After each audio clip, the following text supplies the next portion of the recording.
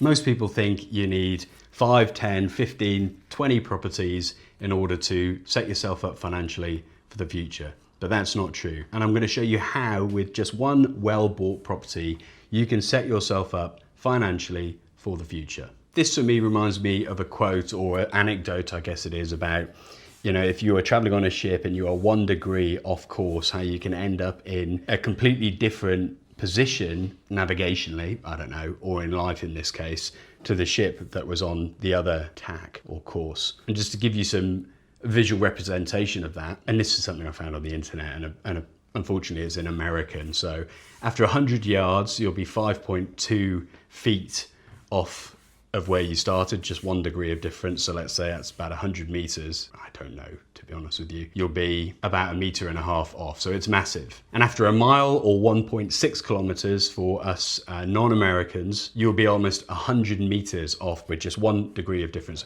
Why did I bring that up? Well, I think it's about making one simple choice. And this is what we're going to discuss in this video, is how the simple act of going through a bit of pain, saving up to buy one property, can alter your financial future by that 1 degree, or in reality much more, and leave you in a position over here where you could quite literally, and we'll look at the numbers, have over £300,000 in a bank plus a property to live off going forward. To illustrate this, I'm going to give you an example of a property I bought in 2020. Now, when I bought this property, I said to myself, any excess income that I get from the property, I would put purely towards making more money for me. So we're 6 years in and that is going well, and I wanted to show you what that looks like, and if you project that forward, what it will look like, and how you could do the same using the same pretty simple approach. This property was bought at £220,000. It was a 1-bed flat, new, which is a good thing because it's under warranties, etc.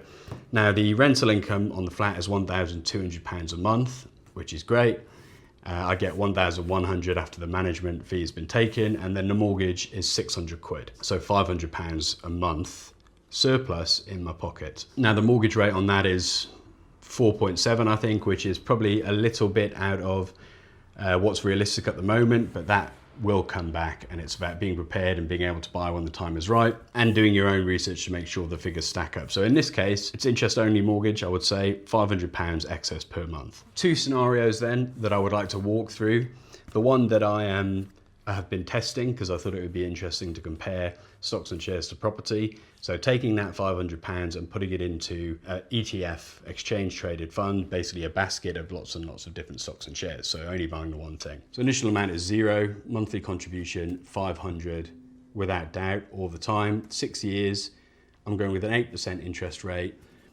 I understand it's all over the shop over the past 6 years. It's been up, it's been down 20% in a month, it's been back up again. We've had record runs, but on average, I'm going to take 8% here. Calculate that. £44,000. This is in US dollars because this is the calculator I like. £44,000 from one property purchase 6 years later. Not only do I have the property that's going up in value, I've got £44,000 in the bank also. But that is going to stay there. I'm not going to touch it. The real power comes over time. So what I want to look at is, after 10 years, how does that look? We've now got £87,000 in the bank account. And here's the real kicker, because if it's long term, then we should be taking a long term view. £20,000. In 20 years, we'll have £274,000 in a bank account, plus a property that's been going up in value, all from one property purchase. And yes, whilst I appreciate maybe you were hoping for a silver bullet that meant you could have that money in your bank account straight away, unfortunately, when it comes to building wealth, these things take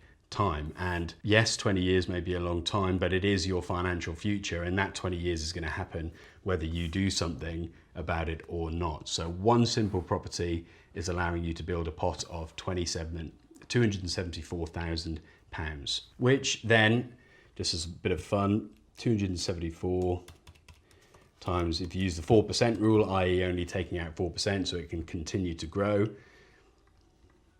would give you just under £1,000 income for life from that. So you could then stop paying in from the property. You could take the income from that, the £500 or more, because it's probably gone up in the 20 years, plus you're almost £1,000 here, and you've got £2,000 a month in income for life forever from one purchase. What does that look like quickly over 30 years? This is where compounding really amplifies. £680,000, which would give you income of £2,250 a month plus the income from the property. I mean, just from one smart decision. Excellent. The second approach then, which I'm not doing with this property, but we'll do with another one, is just taking the excess income and banking it ready to create a deposit to buy another property. That I think will take about 5 years. So if we do £500 times 12, that's £6,000 per year. So if I've been saving that money instead of putting it into stocks and shares, I'd have £36,000 in the bank now, and in 10 years time it would be over 70,000. So that then is how one property and one smart decision can set you up financially for life. The difficult thing is seeing the benefits so far down the road, which means a lot of us won't make the decision to do it. If you'd like more information on any part of that process and how you could potentially buy your one property that will set you up for life, grab a copy of our book, the Expat Property Playbook. It's free of charge. You can use it, not use it, up to you.